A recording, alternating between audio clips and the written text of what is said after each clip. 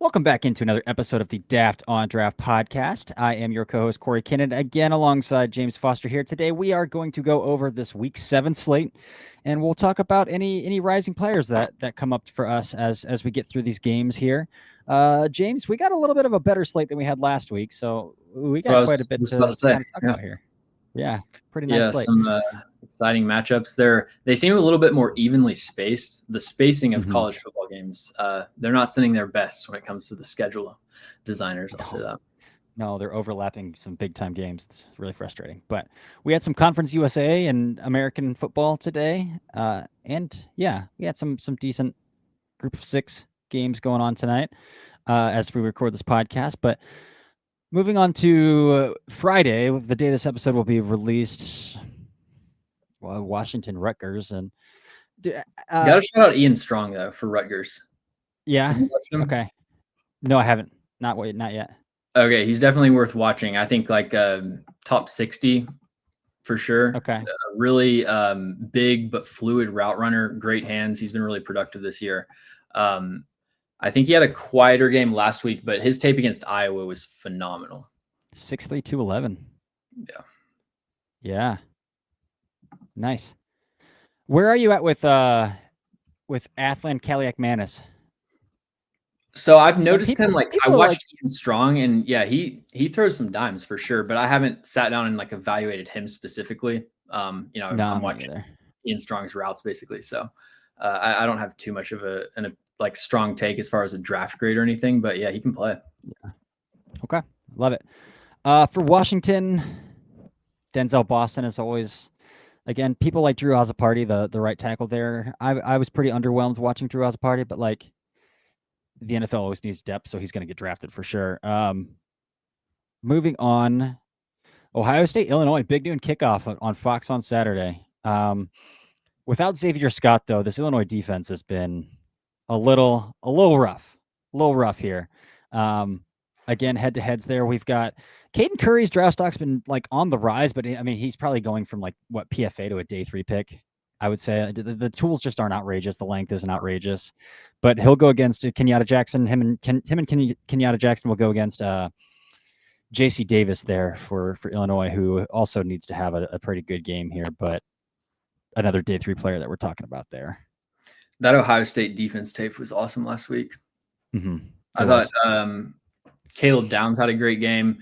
And I mean, we've talked extensively about how his role kind of prevents him from really making plays, but it's even further when you consider the fact that they have like 55 defensive snaps a game compared to other teams that have like 80. So just over time, it's like there's like 2 or 3 notable reps from Caleb Downs, Jermaine Matthews, because they aren't like really exposed a lot. It's a great defense, and they're just all kind of doing their job. But Kenyatta Jackson, I thought, had probably his best game that I've seen of him last week.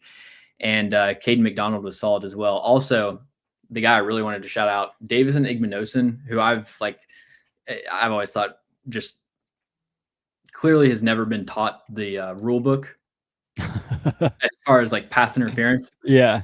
But like they couldn't release off the line of scrimmage against him. He was blanketing shit last week. Yeah. I haven't really checked back in on Jermaine Matthews either. Have you watched much of Jermaine Matthews? Yeah. So he had this rep that was basically the polar opposite of Davison Igbinosun. So if you ever watched Igbinosun, like, I'm not exaggerating, it's some of the worst ball skills I've ever seen, where it's not even that he just can't turn his head around, which is a really tough thing to do. He is like literally hugging. He's literally choking the receiver when the ball's in the air. I've never seen anything like it. And then you see Jermaine Matthews in like the 3rd or 4th quarter of the Minnesota game basically teleports through a defender to make a pass breakup without getting a penalty. He's like driving it's like a comeback or a stop or something. He's driving on it from depth, and he just kind of like raises, like goes under his arm. It was a miraculous adjustment to, he breaks up the pass, doesn't get called for a penalty. So really nice play there. Yeah, I came into the season saying that Jermaine Matthews was probably Ohio State's best corner last year, let alone coming into this season. So, and that included Denzel Burke and then Jordan Hancock, kind of more of a safety there. But So that's good to hear. I'm still waiting for Ohio State, and again, I'll go back and watch the Washington tape because Denzel Washington is a good one-on-one matchup to watch for those corners. But like, still waiting for Ohio State to play like another good like loaded head-to-head to like really have a resume game for some of these guys to put on tape and on their scouting reports. Yeah, the Illinois game, especially with all the injuries, it's kind of just an opportunity, another opportunity for Arvell Reese to tee off. Yeah, it really is. It really is. All right, Alabama, Missouri. I'm excited for this one. Caden Proctor versus Zion Young here. I'm honestly, you know what I'm more excited for is Caden Proctor versus is it Damon Wilson? Damon Wilson? Yeah. That kind of epitomizes the transfer portal right there, because we've been talking about how Georgia just doesn't have the juice at pass rusher. In previous years, Wilson would have been like the former 5-star that was a disappointment, and then all of a sudden in his last year breaks out for Georgia, but now he's doing it for Missouri. So kind of interesting there. But when I was watching Zion Young, I kept thinking that he was having really good pass rushing reps, and then I'm like, oh no, that's Wilson. So I've kind of shifted my focus to him with the Missouri edge duo, but they're both top 120 picks, I think, at a minimum. So that'll be a big test for Caden Proctor, regardless of who he's going up against. We've got Kevin Coleman against Domani Jackson as well, but you and I have had multiple conversations about Domani Jackson. I'm not quite sure how much merit we need to give there. I've never seen it with Keon Sabb either. Yeah. I always pay attention to him when I'm watching Bama, because I feel like he's been on my Excel file for like 3 years now, but I've just never really seen it. So he had a really good national championship game with Michigan against Washington.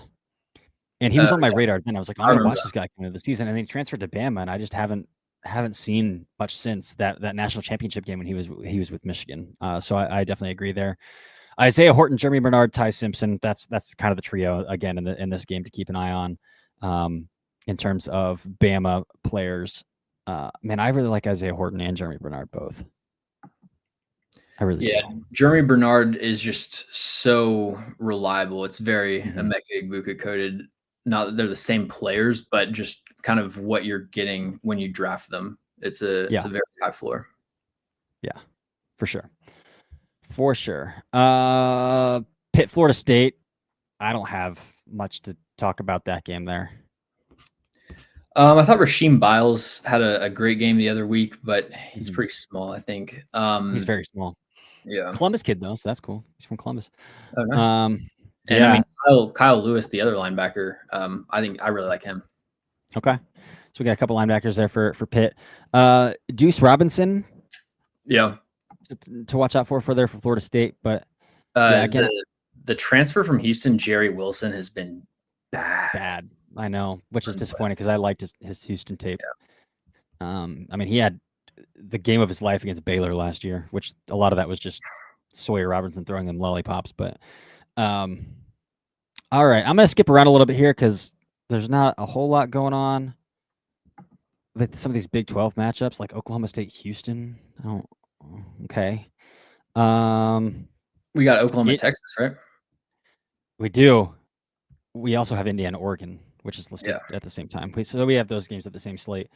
Do you think it was kind of an overreaction to unrank Texas completely from a top 10 team after losing to Florida? Well, it depends, because the AP voters have this ass backwards way that they construct their list. And so by their logic, yes, that was an overreaction. But the problem that they have is that they get their starting point and then they adjust from there every single week. And so, what they really need to do is just reevaluate it, clean slate every week, who has the best resume.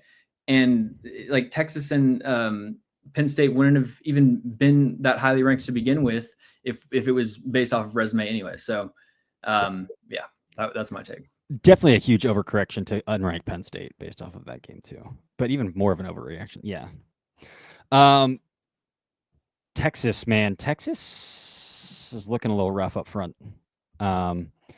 I haven't checked back in on Gooseby, but everything that I was told from people is that Texas offensive line played miserably against. Well, against they had a freshman right tackle who yeah. was, I mean, it's some of the most offensive stuff you'll ever see. Yeah, rough stuff there. In this game, particularly head-to-heads, we might get Malik Muhammad versus Deion Burks a little bit, but again, Muhammad's not a player that we came into the season high on. Anthony Hill's another one we didn't come really into the season high on. For Texas, it's really just Trevor Gooseby that Yeah. I'm holding out hope for. And if he starts to fall off, then Texas is going to go off the weekly watch list pretty soon. Oklahoma Mateer is supposed to come back for this game and play. Yeah, So I'm excited obviously, for Oklahoma's offense. yeah, we'll keep a close eye on Mateer there, and Deion Burks, obviously. Have you watched Jared Kanek at all? No. He's like 6'2", 230, so he's definitely a fullback at the NFL level, but he's a good mover. Like he's definitely kind of like Kyle Juszczyk coded a little bit. Okay. But he plays tight end, like tight end one inline tight end for Oklahoma. As well in that game.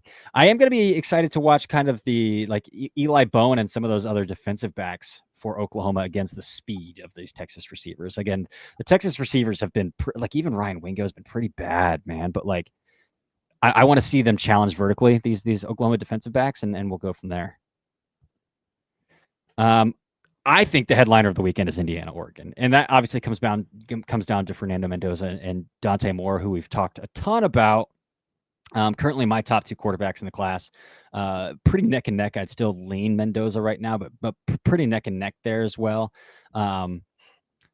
We mentioned on the podcast earlier from Mendoza, like my expectations for these quarterbacks are different. I think they have to be different because like we're talking about Indiana and that offensive line against Oregon's defensive line versus Oregon's offensive line versus Indiana's defensive front. So I think the amount of pressure and the amount of stuff thrown in Mendoza's face is going to be significantly steeper than what we're going to see thrown at Moore. And so I think you kind of have to adjust your eyes for that.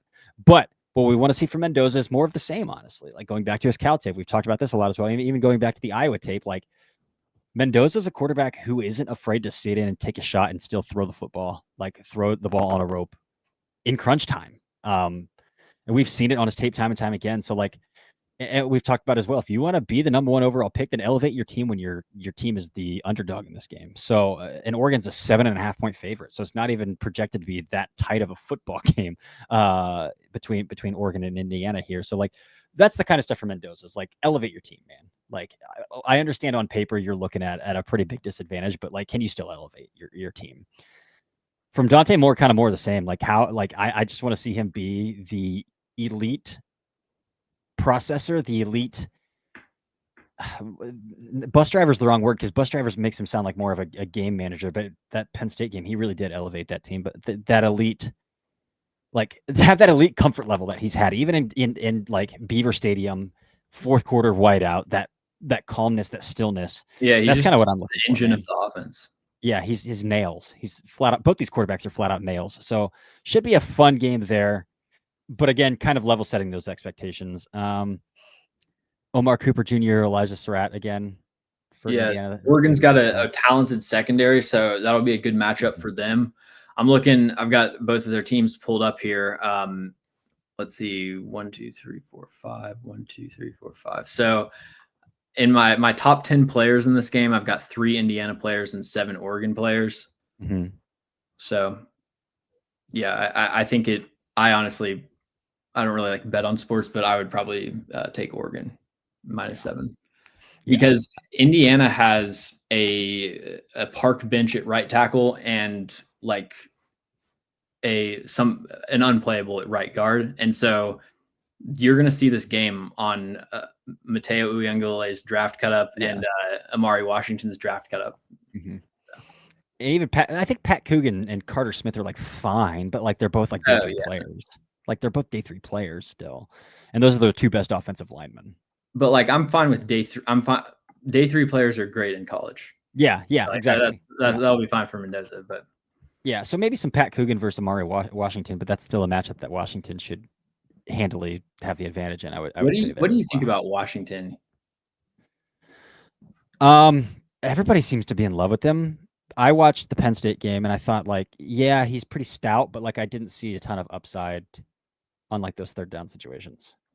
Yeah, it's really tough. It's just based off of like a few plays. Like when he really explodes off the ball, The like flashes are awesome. yeah. Yeah. Yeah. There could be a fun conversation between him and Caden McDonald because I kind of think the third down stuff is similar between those two players. Really? They're both young and exploding draft stock wise. So What would you say Caden McDonald versus Dominique Orange as far as pass rushing? I'd probably take Caden. I hard disagree. Really? Yeah, I was rewatching I watched Dominic Dominique Orange. Orange. Like, he's a good 2-down player, man. But when I watch him on third down, it's like I don't. Explosive into his bull rush, dude. I know, but And like I'm not saying that as in Dominique Orange is going to get you 50 pressures a year. Like I'm not drafting him for third down, but yeah. Compared to Caden McDonald, who I view him as like Alfred Collins kind of. Okay. Yeah, I did a film room for my Substack on the Cybuck game against Iowa, and I was like, first, second down, this dude's awesome. We got to like third and obvious, and it wasn't like third and ones, third and twos where he still had to kind of read step and like play the run, but like obvious third downs. So like there's not a whole lot going on here. Yeah, it doesn't happen consistently, and that's the thing with the defensive linemen is that sometimes you watch their entire college season and you see them get off the ball like 5 times. So yeah.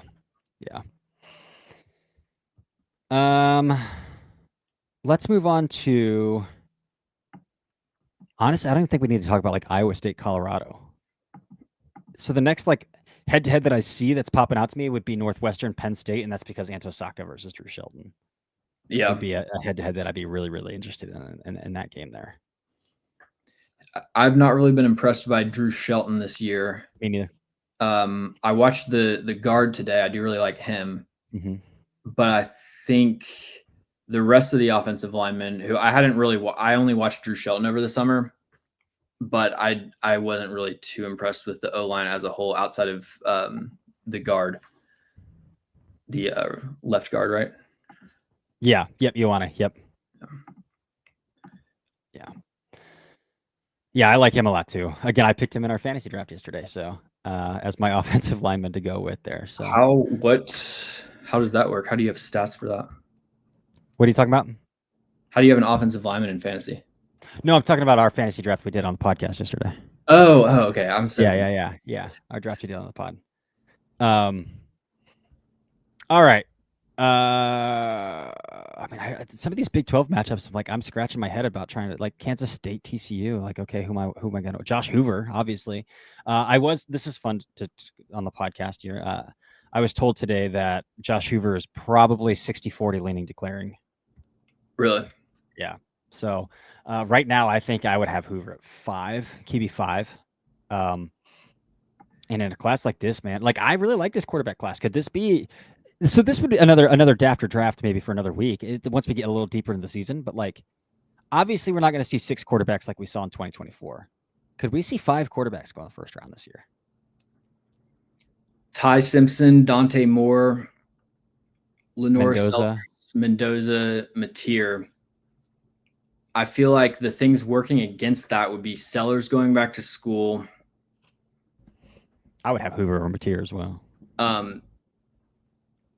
Simpson, Moore, and Mendoza are kind of like, I don't want to say taking time bombs because it's not like I'm expecting them to fail, but it's just the sample size I feel like is really small with all of them. And we could get a bad 2-week stretch and then all of a sudden we're kind of, not talking about them like we were back in October. But at this point, I think you've got to assume they're going to be first round picks. I probably wouldn't say 5 though. Okay. I'm trying to think. Yeah, it's hard right now. That's what I'm saying. Like let's talk about this in 3 weeks again. Cause we'll have if we get to week 10 and we're still talking about Mendoza and Moore and Simpson the same way, then it's like, yeah, those guys are going to go first round. So it's probably a better after draft in 3 weeks to revisit that. But like, yeah, I would say like Simpson, Mendoza, Moore, obviously Sellers, if Sellers decides to declare, and I would say if we continue the same trajectory, he probably will. And then I think Hoover would be that 5th right there for me. I really like Hoover. He seems like the kind of guy that after the Senior Bowl or something, when people get to talk to people in the league, they're like, "Oh yeah, Josh Hoover, he could be the guy that sneaks into the first round." Yeah, I think so too. The scout that told me that he's 60-40 leaning to Clary, he's like, he's really mature and he thinks he's ready. Was what was the feedback that I got. So, yeah, I mean, he's got the arm, he's got the tools. So, like, I don't see why not. As long Yeah, as we keep this up, right? To me, like the reason that I would potentially go back if I were him is the accuracy. Like that's really just the one hang up. But he's so confident working the middle of the field, and I love his pocket movement. So yeah, I'm a big fan of Hoover. I have him QB7, but him versus Mateer, I could go either way on, honestly. Yeah, you have him QB7, so he's probably have guys like Nuss in front of him then. Yeah. Yeah. But I am giving, like, I just haven't lowered Nussmeier's grade. Like, I would probably right now I would take them ahead of Nussmeier, but I'm just, I feel like he was playing injured, so I'm just gonna wait and see like what he looks like. Yeah, but I'll be just kind of changing him from a late third to an early third, back and forth all the year. So, yeah. Tennessee, Arkansas. Again, this is if I think I will feel comfortable if Brazel stacks a fourth game in a row saying like, yeah, this guy, I feel comfortable calling him a first round pick, a top 32 player in the class. That's where I'm at with Brazel, the Tennessee wide receiver there. I'm trying to think if there's anybody else on the offensive side of the ball for Tennessee that I'm like overly optimistic or concerned about in this game, and I can't. Obviously, Wendell Moe. We've talked a little bit about Wendell Moe, the right guard there for Tennessee as well. Going against, hopefully David Oki is full go in this game. Now they've kind of been ramping him back up, but I'm hoping David Oki's full go. Lance Hurd versus Quincy Rhodes. Yeah, Lance Hurd's. Yes. I don't really like Lance Hurd as a prospect. I think he has really heavy feet. Yeah, but I was gonna say he's got like heavy hands. It'll be like a good. I'm saying that as he's going up against Quincy Rhodes, so it's a quality matchup for him. But yeah, Hurd is kind of just a snatch trap merchant. Yeah. Yeah. I would agree with that. Quincy Rhodes coming off a pretty much an ineffective game against Notre Dame, I would say. Didn't do a whole lot against Notre Dame. So if we want to continue the Quincy Rhodes first round conversation, then this is a game that we need to see something from as well. Taylon Green has, for some reason, some buzz out there. I personally think that Taylon Green is borderline draftable. But yeah, man, I'll be honest. I watched one Taylon Green game and I was like, yeah, this is not for me. So I don't have anything to add. Yeah. Yeah. All right. Florida, Texas A&M. Can Florida keep it up? Win a second big game in a row here after knocking off Texas. They go into College Station now. So I'm rooting for Florida just for chaos. Oh yeah, big time. I want to have the longest tenure that is spent entirely on the hot seat of all time. Yeah. Oh yeah.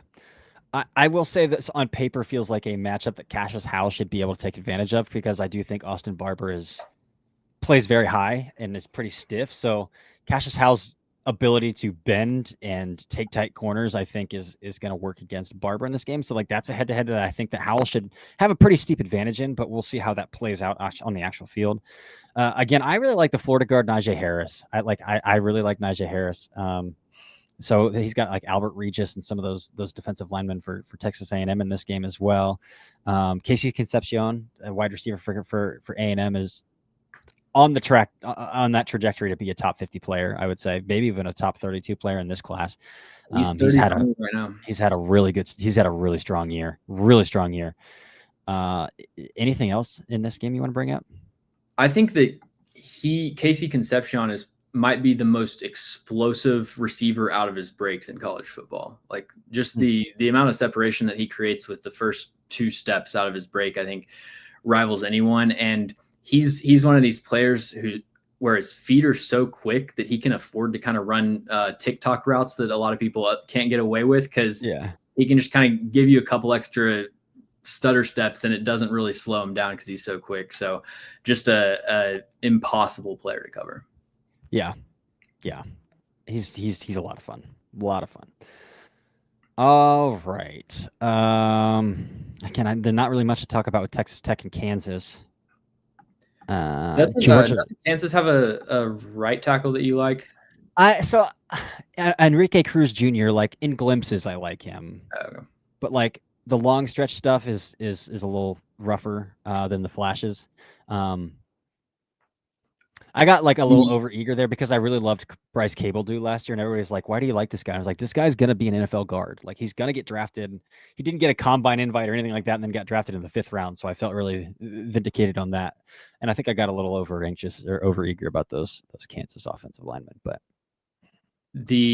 I think to me the most exciting player in this game is Texas Tech's tight end Terrence Carter, who I watched like in full today, dude. And the other thing is that apparently he's 245 pounds. When I had him listed, I had him at 232 on my sheet. So exceeded my expectations once again there.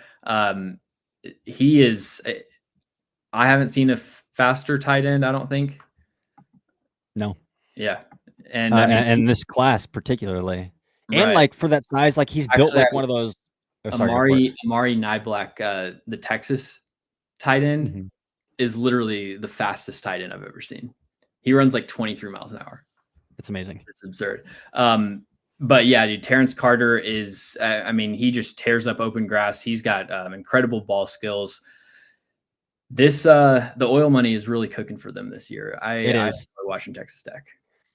They should sleepwalk through the Big 12 after beating Utah. They should rematch Utah in the Big 12 championship, honestly, is what it should come down to. But yeah, Terrence Carter, I had a scout tell me, like, this is a guy I'm going to pound the table for.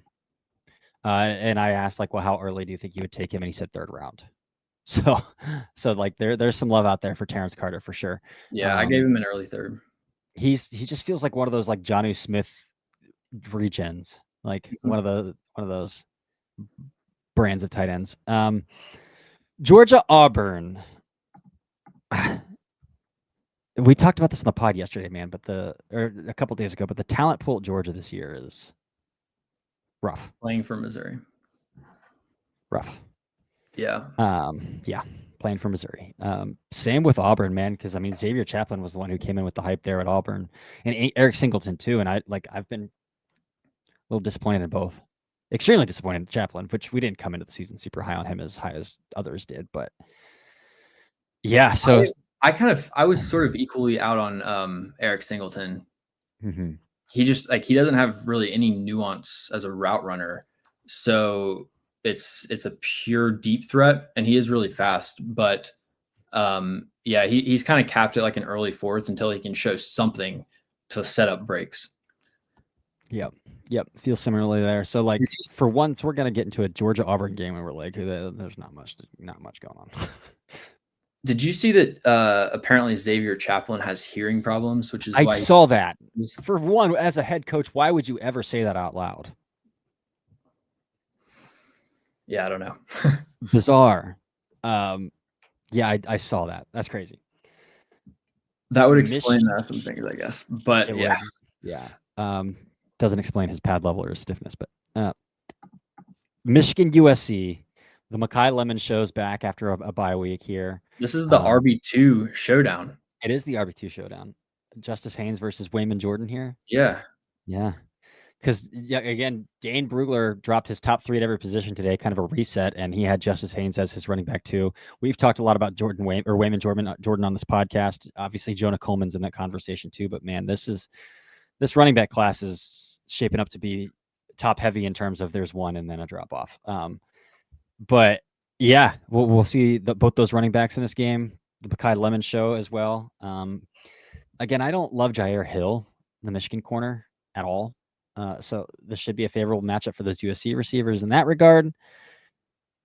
Jaden Mayava, like some people want to talk about Jaden Mayava, but like it looks like he's throwing a ball that's been soaked in water for like 24 hours every time I watch him throw.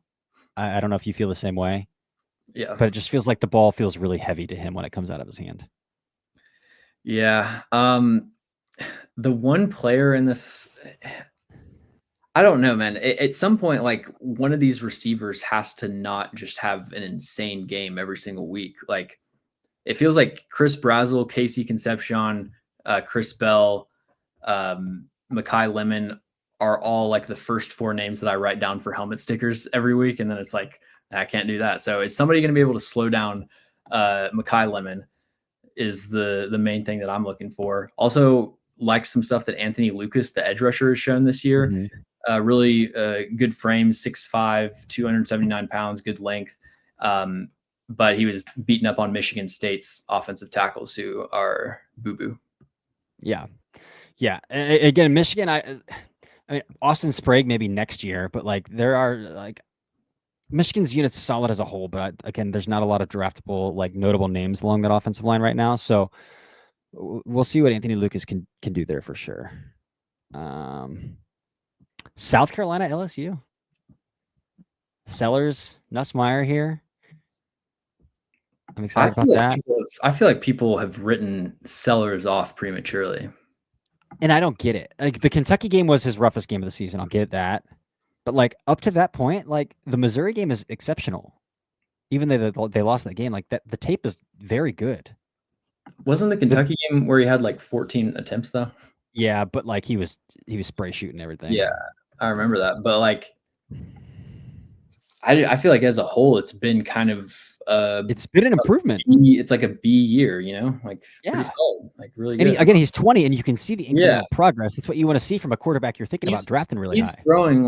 He's throwing with infinitely more confidence past his first read than he was last year. Like, I mean, I don't understand how, like, why people aren't promised. It's not like if I were to get on here and say that, you know, he's arrived, that would be an exaggeration, but yeah, I don't know why I'm seeing him like tank down boards.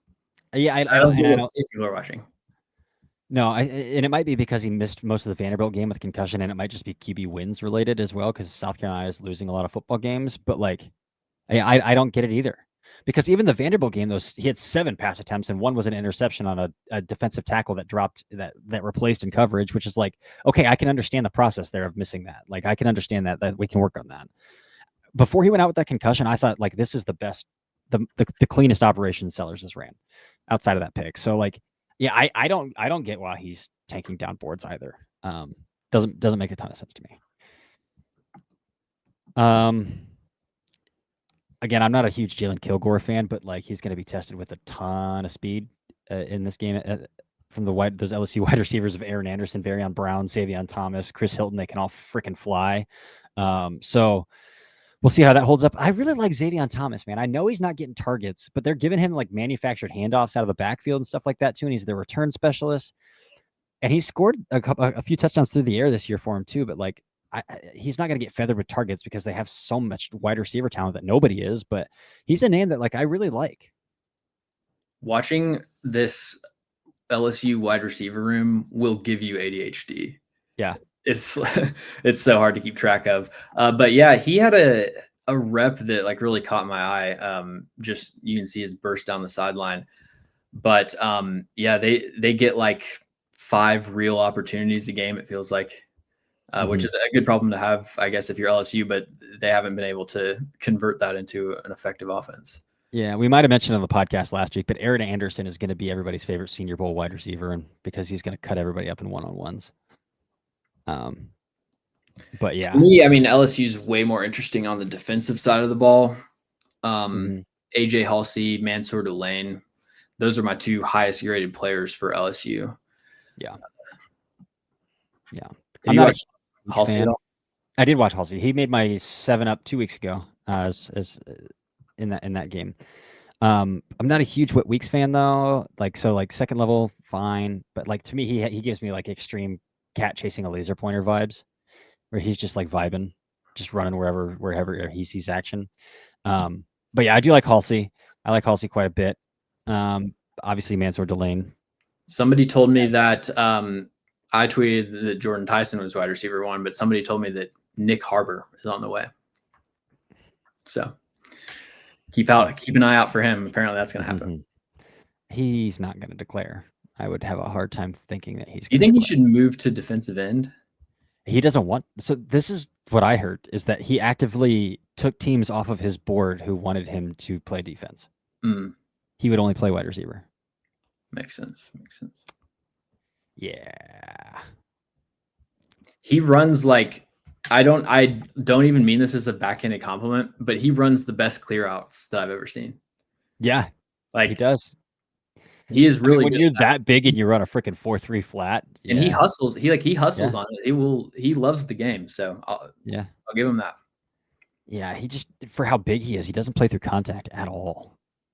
Yeah, and It's brutal. I feel like there's more like wiggle than you might think, but I don't know. It's just it's such a specialized role, and he hasn't even reached that point yet, to where No, I think he could be like a high level deep threat in the NFL, right. much less a Right. complete receiver. All right, let's talk about Arizona BYU because we have an emerging player that needs to be brought up that we were texting a little bit about off air. So I'll let you take that one away. Yeah, so Arizona safety Genesis Smith. I gave him an early third round grade. He is currently 46th on my board. 6'2", 204 pounds, true junior. He's got, I believe, 4 interceptions, 8 pass breakups over the last 2 seasons. Kind of plays a combination between slot and safety for them. I think he's a great athlete. I think he has the versatility, the production that the NFL is looking for when they're potentially going to draft a safety in the top 50. And even in a really strong class, I mean, this is, I think, a stacked year with Emmanuel McNeil Warren. Like I can go on and on. Kamari Ramsey. I honestly feel like his tape stacks up with a lot of the top guys in this class. The difference is that he just doesn't have the sample size, and so obviously that's a big thing when it comes to the draft. But a young player, and whether it's in this class or a future one, I think he's somebody that's going to be on the NFL's radar. Yeah, I had watched a little bit of him because like sometimes you go through these weeks and there's just so many games to watch that you find a way to filter, and obviously PFF grades aren't God or even credible, but like I shouldn't say that. That's a little harsh, but like sometimes it's an easy way to filter out like what games to prioritize or what players to prioritize. And he was one of those a few weeks ago that I did, and I liked him, but like I knew he was underclassman. I was like, maybe this is a guy I come back to. Arizona State, Utah. Did you see that Sam Levitt is doubtful to play in this game? Didn't see that. Yeah, which I'm not even considering Sam Levitt a 2026 kid, but like, yeah, that's that brutal. affects Jordan Tyson. Yeah, that affects Jordan Tyson big time. Have you watched what the heck's the kid's name? He's got 2 first names for Utah, the edge rusher. John Daly something or other. Oh, I just heard about him the other day. I need to. John Henry Daly. John Henry Daly. Yeah. I haven't checked in on him. I've seen that he's been putting up some production, been putting up some numbers. He's going to go against the Arizona State right tackle. Came in with some pretty high grades, but has disappointed this year. That I'm not even going to try to pronounce his last name. Max I. So that's something to watch. The Utah tackles obviously need a bounce back game pretty badly, especially Lomu, more so than Fano, but they both need to play pretty well here to rebuild some confidence at least. And then Jordan Tyson, obviously. Anything else here? Keith Abney. Oh, good. Yeah, still in my Keith top Abney. 50. Dude, I love Keith Abney. I think he's had a really good year too. Oh, nobody's talking awesome about it. This year. Yeah, Nobody's talking about it. He's had a really strong year. Like to the point where every week. Why don't we lock this guy in the first round?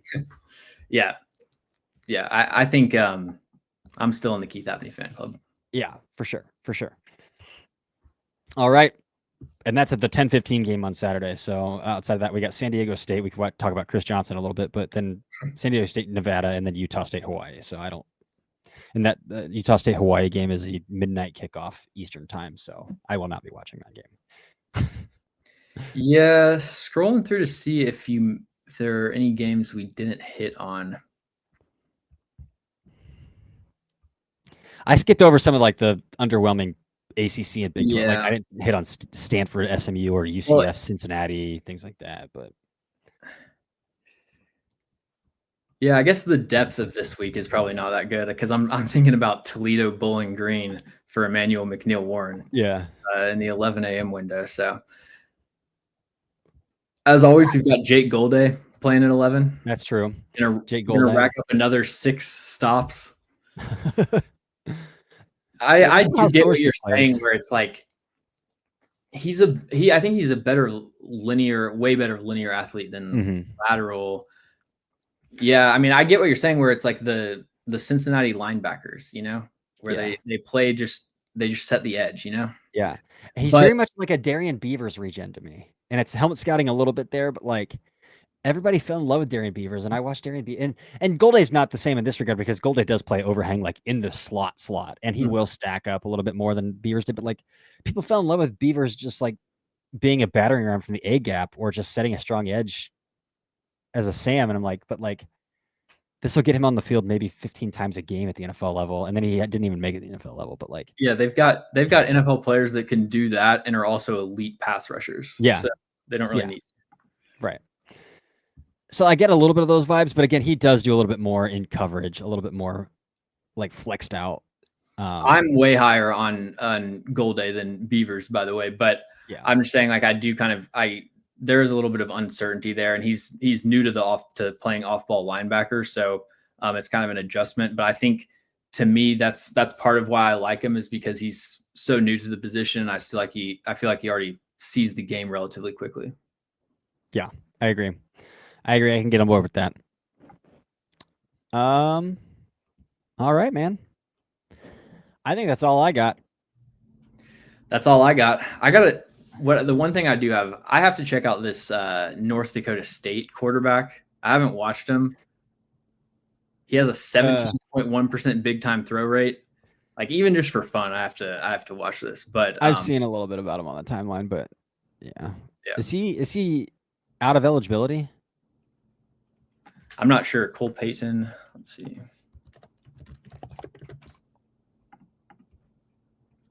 Yeah, it's this is his 5th year, but this is his first year like playing at all. Yeah. 96.5 PFF grade casual. I mean, if Cam Miller got drafted, you might as well take a look at this guy. So interesting. I've seen people talking about him a little bit, but I mean, he's the most he's thrown the ball in a game is 23 times. He hasn't broken 20 out of 5 of the 6 games this year. That's pretty funny. And I just want to see what this tape looks like, honestly. Yeah. Because I don't know what a 17.6% big time throw rate looks like on 88 attempts on the year. 6'3", 233. That's a big boy too. That's a big boy. Yeah, we'll have to. I'll have thoughts on him next episode. Yeah, that's fair. We should come back with Cole Payton thoughts. Yeah, I love that. Okay, awesome, man. Well, everybody, enjoy your weekend of good quality football. Enjoy Mendoza versus Moore, and until next week, this has been another episode of the Daft on Draft podcast.